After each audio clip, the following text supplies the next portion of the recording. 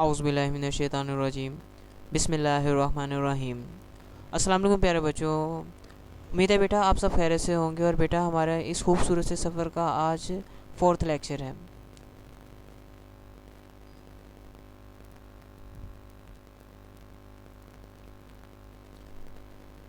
बेटा previous lecture में हमने देखा था बेसिक डेफिनेशंस को। हमने देखा था कि सी लैंग्वेज के अंदर सिंटैक्स क्या होता है। फिर हमने देखा था एरर्स क्या होती हैं, एरर्स की टाइप्स पर हमने बात की थी, एग्जांपल्स हमने कवर की थी। और हमने देखा था कि रिजर्व वर्ड्स यानी कीवर्ड्स क्या होते हैं। तो बेटा इसी से हम आगे नेक्स्ट लेक्चर शुरू करते हैं।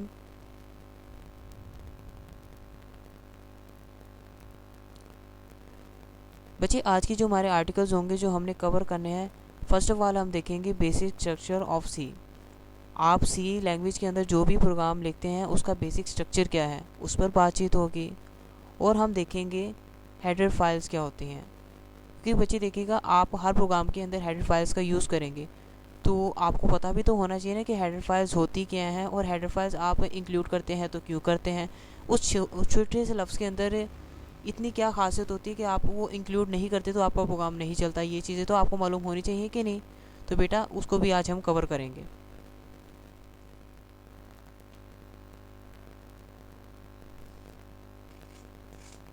Structure of a C program, अगर हम इसको बच्चों डिफ़ाइन करें कि structure of a C program क्या होता है, तो देखिएगा the format of writing a C program is called basic structure of program. अब देखो सी प्रोग्राम के अंदर प्रोग्राम लिखने का तरीका ही basic structure of C program कहलाता है। The format of writing a C program लिखने का तरीका ही उसका बेसिक स्ट्रक्चर कहलाता है। अब बेसिकली जो स्ट्रक्चर होता है वो 3 हिस्सों में डिवाइडेड है इसका। कोई भी अगर आप प्रोग्राम लिखते हो तो उसके 3 मेजर हिस्से होते हैं। अब देखिएगा पहला हिस्सा होता है लिंक या फिर हेडर सेक्शन, जिसमें आप हेडर फाइल्स इंक्लूड करते हो। दूसरा हिस्सा होता है उसका मेन सेक्शन, जिसमें आप मेन फंक्शन लिखते हो। तीसरा हिस्सा होता है उसका बॉडी ऑफ मेन फंक्शन, जिसमें आप तमाम स्टेटमेंट्स को लिखते हो। इन 3 हिस्सों की बेस पर कोई सा भी सी प्रोग्राम कवर कर रहा होता है अपनी तमाम फंक्शनैलिटी को। ठीक है, अब हम क्या करते हैं बारी बारी इनके तमाम हिस्सों पर बात करते हैं। अब देखिएगा ज़रा हैश इंक्लूड stdio.h, आपका जो ये हेडर सेक्शन है, यानी इसको आप लिंकिंग सेक्शन भी कह सकते हो। अगर आप इसे डिफाइन करोगे, this part of the code is use to declare all header files that will be use in the program, कि इस हिस्से के अंदर आप तमाम हेडर फाइल्स को इंक्लूड करते हो जो आपने प्रोग्राम में इस्तेमाल करनी होती है। आप सारी हेडर फाइल्स को इसमें इंक्लूड नहीं करते, सिर्फ वही हेडर फाइल्स लेते हो जो उस प्रोग्राम के लिए ज़रूरी हैं। असल में इन हेडर फाइल्स के अंदर ना बहुत ज़्यादा चीज़ें लिखी होती हैं जो आप यूज़ कर रहे होते हो अपने फंक्शन के अंदर, अपने प्रोग्राम्स के अंदर।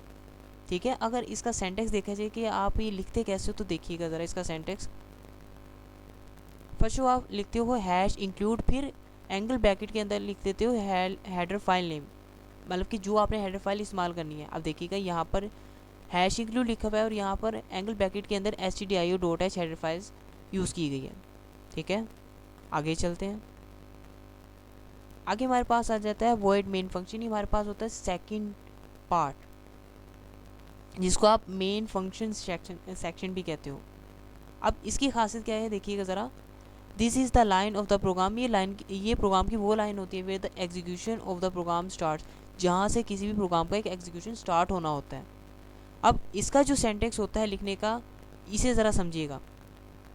रिटर्न टाइप पहले आप लिखते हो, फिर आप लिखते हो फंक्शन का नेम, जो फंक्शन का नेम होता है। फिर आप क्या करते हो, पैकेट के अंदर पैरामीटर्स देते हो। अगर आप पैरामीटर्स देना चाहते हो या ज़रूरत होती है पैरामीटर्स देने की, तो आप फिर प्रोग्राम में पैरामीटर देते हो इससे पर आकर।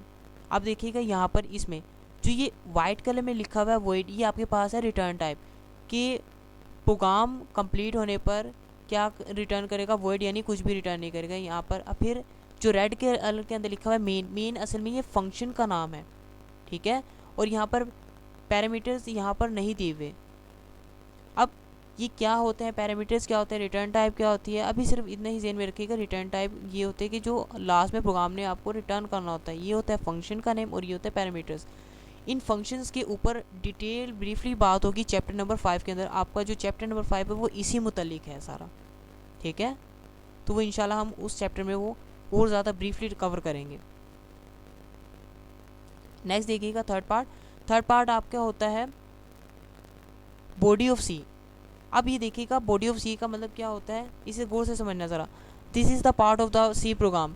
ये सी प्रोग्राम का वो हिस्सा होता है where all the statements of the program are written between the curly braces, जिसमें तमाम सी ये स्टेटमेंट्स जो आप लिख रहे होते हो वो कर्ली ब्रेसेस के अंदर लिख रहे होते हो, और हर स्टेटमेंट देखिएगा इस सेमीकोलन से ख़त्म होती हैं या टर्मिनेट होती हैं।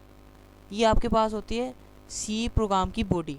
इस सी प्रोग्राम की बॉडी के अंदर ही आपने तमाम स्टेटमेंट्स को लिखना होता है। तो ये बेसिकली 3 हिस्से थे किसी भी सी प्रोग्राम के जो आप लिखोगे सी लैंग्वेज के अंदर। ओके, आगे देखिएगा ज़रा। अब कुछ नोट्स ये इंपॉर्टेंट है, ज़रा गौर से समझिएगा इन्हें। All the statement which is written in between the curly braces are terminated by semicolon statement. आप कर्ली ब्रेसेस के अंदर जो भी स्टेटमेंट लिखोगे उसको आपने सेमीकोलन से टर्मिनेट करना है, ये इसका सिंटैक्स है। अगर आप इसको फॉलो नहीं करते, यानी हर स्टेटमेंट की लास्ट पर टर्मिनेटर नहीं लगाओगे, तो आपका एक एरर आएगा, और वो एरर कौन सा होगा, हम प्रीवियस लेक्चर में बात कर चुके हैं, वो एरर होगा सिंटैक्स एरर। नेक्स्ट देखिएगा ज़रा। The sequence of the statement in a C language program should be written according to the sequence in which we want our program to be executed. इसमें क्या होता है कि आपने जो सी प्रोग्राम लिखना है, आपने उसी सीक्वेंस से उन स्टेटमेंट्स को लिखना है जिस सीक्वेंस से आप चाहते हो कि आपको आउटपुट मिले। पहला पॉइंट ये, क्योंकि उसमें क्या होता है, आपके सबसे पहले जो स्टेटमेंट लिखी होती है पहले वो एग्जीक्यूट होती है, फिर उसके बाद तो इसलिए आपने उसी ऑर्डर में स्टेटमेंट्स को लिखना होता है जिस ऑर्डर में आप चाहते हो कि आपको आउटपुट मिले। नेक्स्ट नोट देखिएगा ज़रा। बेटा आपको पता है C is a case sensitive language. Case sensitive का मतलब ये होता है, पहले तो देखो केसेस कितनी तरह के होते हैं। केसेस 2 तरह के होते हैं। एक होता है अपर केस लेटर जिसमें आप कैपिटल लेटर्स लिखते हो, एक होता है लोअर केस लेटर्स। सी लैंग्वेज के अंदर जो स्मॉल अल्फ़ाबेट्स होते हैं वो कैपिटल लेटर के बराबर नहीं होते। मतलब यहाँ पर भी ए लिखा हुआ है, यहाँ पर भी ए लिखा हुआ है, लेकिन अगर सी लैंग्वेज में आप देखोगे तो इस स्मॉल ए का मीनिंग कुछ और होगा और इस कैपिटल ए का मीनिंग कुछ और होगा। हम इसको एक ना प्रोग्राम के ज़रिए समझते हैं इन तीनों कॉन्सेप्ट्स को। देखिएगा ज़रा। अच्छा, अब हम एक प्रोग्राम लिखते हैं, देखिएगा ज़रा से गौर से। फर्स्ट ऑफ ऑल हम एक प्रोग्राम ये करते हैं start. Hash include include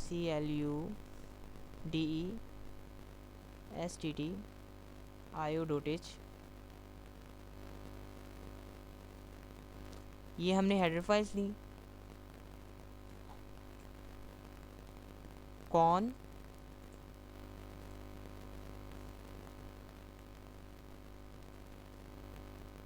io.h, और हम एक और ले लेते हैं जनाब, इतनी काफ़ी है। अब हम लेते हैं फंक्शन इंट मेन, फिर हम प्रिंट करवाते हैं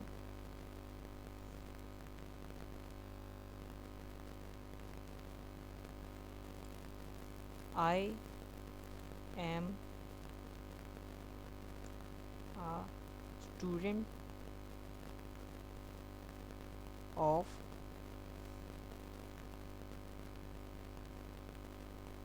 10th क्लास।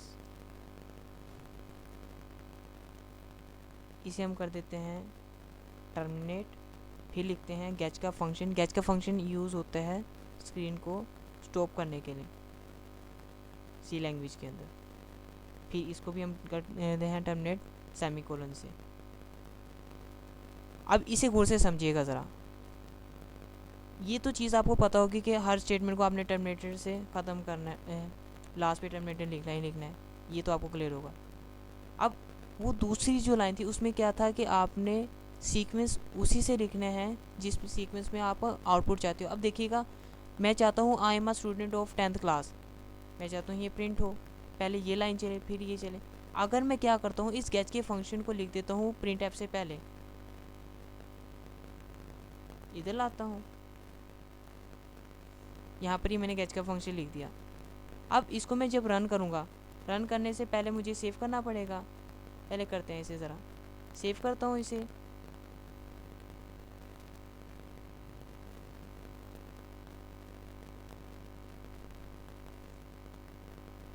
डेस्कटॉप पर इसे किया सेव, ये इसकी कंपाइलेशन होगी। अब इसे मैं करता हूँ रन। अब देखिएगा आउटपुट स्क्रीन पर आना चाहिए I am a student of class 10th, but वो नहीं आ रहा क्योंकि गेट के फंक्शन ने उसे एकदम रोक दिया है कि नहीं अभी नहीं जाना, क्योंकि गेट का फंक्शन पहले आ चुका है उस आउटपुट से। देखिएगा ज़रा गौर से, यहाँ पर ये गेट का फंक्शन लिखा हुआ है इससे पहले। गेट का काम होता है स्क्रीन को स्टॉप करना, तो उसने स्क्रीन को स्टॉप किया। लेकिन अगर मैं जैसे कोई बटन दबाऊंगा तो यहाँ पर लिखा आ जाएगा I am a student of 10th class, मतलब कि फिर ये वाली लाइन चल देगी, क्योंकि गेट का काम था उसने स्क्रीन को रोक के रखा था जब तक कोई बटन एंटर ना हो। जैसे आपने बटन एंटर किया, प्रोग्राम की एग्जीक्यूशन आ गई, उसने देखा प्रिंट एफ का फंक्शन लिखा है, फिर उसने उसको रन कर दिया। ठीक है, तो इसलिए आपने उसी ऑर्डर में सी की स्टेटमेंट्स को लिखना होता है जिस ऑर्डर में आप चाहते हो आपको आउटपुट आए। आई होप आपको ये क्लियर हो चुका। अब तीसरा पॉइंट देखिएगा, अगर मैं इस प्रिंट में स्मॉल पी की बजाय कैपिटल पी लिखता हूँ तो देखिएगा अब इसको मैं कंपाइल करता हूँ तो कंपाइलर क्या करेगा, मुझे एरर शो करवा देगा। ठीक है, कि इससे हमें ये चीज़ पता चलती है कि सी लैंग्वेज के अंदर स्मॉल लेटर्स और कैपिटल लेटर्स में बहुत ज़्यादा फ़र्क है। अब मैं दोबारा जब यहाँ पर स्मॉल पी लिखूँगा तो देखिएगा अब इसे मैं कंपाइल करता हूँ तो प्रोग्राम आपका रन हो जाएगा। ठीक है, ये देखें, ये देखिएगा प्रोग्राम रन हो गया। ओके, आई होप आपको ये कॉन्सेप्ट समझ आ गया होगा। नेक्स्ट चलते हैं आगे। अभी देखिएगा ज़रा, नेक्स्ट एक्टिविटी 1.4 सेम वही प्रोग्राम है। हेडर फाइल इंक्लूड की, वॉइड मेन फंक्शन लिखा, प्रिंट हमने करना था I am a student of class 10। ठीक है, गेट का फंक्शन यूज़ किया। तो ये तो बची, यहाँ पर हो गया आपका structure of a C program. अब ज़रा हम चलते हैं हेडर फाइल्स की तरफ। अब हेडर फाइल्स को समझिएगा ज़रा। हेडर फाइल्स क्या होती हैं, असल में ये लाइब्रेरीज होती हैं, इसके अंदर तमाम फंक्शनैलिटी लिखी होती है जो भी आप फंक्शंस यूज़ करते हो प्रोग्राम के अंदर। मसलन देखिएगा आप हर प्रोग्राम के शुरू में ये वाला फंक्शन लिखते हो stdio.h। अब stdio.h यूज़ किस लिए होता है, देखिएगा this header file contain information about the standard input output function.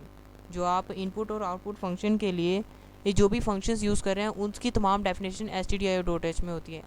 stdio.h ये फुल फॉर्म में लिखा जाता है standard input output, standard input output. अब हम एक प्रोग्राम में देखते हैं जाकर कि ये stdio.h के अंदर लिखा होता है तो क्या लिखा होता है और इसे ओपन कैसे करते हैं। देखिएगा ज़रा यहाँ पर, या फिर वहाँ पर जाने से पहले आप कुछ फंक्शंस देख लो जिनकी डेफिनेशंस stdio.h के अंदर मौजूद होती है। देखिएगा ज़रा, प्रिंट फंक्शन की डेफिनेशन stdio.h के अंदर है, स्कैन फंक्शन की डेफिनेशन इसके अंदर है, गेट सी की, गेट्स की, गेट चार की, पुट्स की, ये तमाम फंक्शन जो से भी हैं इनकी डेफिनेशन भी इन्हीं हेडर फाइल के अंदर लिखी गई है। अब चलते हैं हम प्रोग्राम की तरफ। ये देखिएगा ज़रा, अब हमने जाना है हेडर फाइल के ऊपर stdio.h की और हमने कंट्रोल लेफ़्ट क्लिक करना है।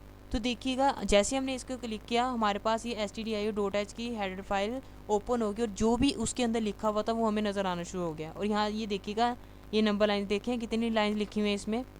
हम इसको स्क्रॉल करते हैं नीचे की तरफ तो देखिएगा उस stdio.h फाइल के अंदर 963 लाइन्स लिखी हुई हैं, यानी कि आप सिर्फ एक छोटे से लफ्ज़ लिखकर प्रोग्राम के अंदर 963 लाइन्स को ऐड कर देते हो। तो ये असल में ये तमाम जो सी होती हैं ये डेफिनेशंस होती हैं जो आप फंक्शंस यूज़ कर रहे होते हो अपने प्रोग्राम के अंदर। ठीक है, अब आई होप आपको क्लियर हो चुका होगा कि आप ये हेडर फाइल इंक्लूड क्यों करते हो। आगे चलते हैं। अब बच्चे यहाँ पर तो stdio.h की हेडर फाइल है वो आपको क्लियर हो चुकी होगी। नेक्स्ट हेडर फाइल पर चलते हैं।